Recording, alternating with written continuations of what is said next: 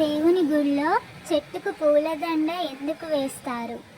మల్లన్న స్వామి ఆలయంలో ఉన్న పవిత్ర చెట్టుకు పూలదండ వేయడం భక్తి విశ్వాసం, మొక్కుబడికి ప్రతీకగా భావిస్తారు.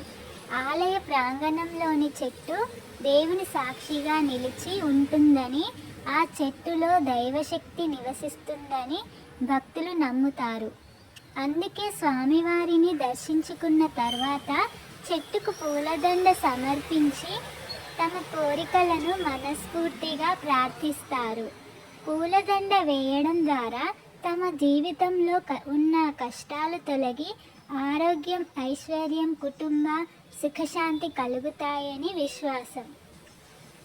వివాహం ఆలస్యం అవుతున్న వారు, సంతానం కోసం కోరుకునే దంపతులు, ఉద్యోగం లేదా వ్యాపారంలో అభివృద్ధి కోరుకునేవారు ప్రత్యేకంగా ఈ ఆచారాన్ని పాటిస్తారు. కోరిక నెరవేరిన తర్వాత మరోసారి ఆలయానికి వచ్చి కృతజ్ఞతగా పూలదండ సమర్పించడం కూడా చాలామంది భక్తుల సంప్రదాయం. పూలు పవిత్రతకు, సుగంధానికి, ప్రేమకు సంకేతం.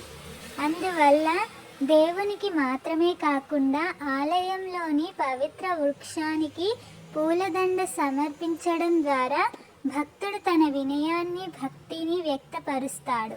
కొన్ని ప్రాంతాల్లో ఆ చెట్టును శివుని అనుగ్రహానికి చిహ్నంగా భావించి దానికి ప్రదక్షిణలు కూడా చేస్తారు.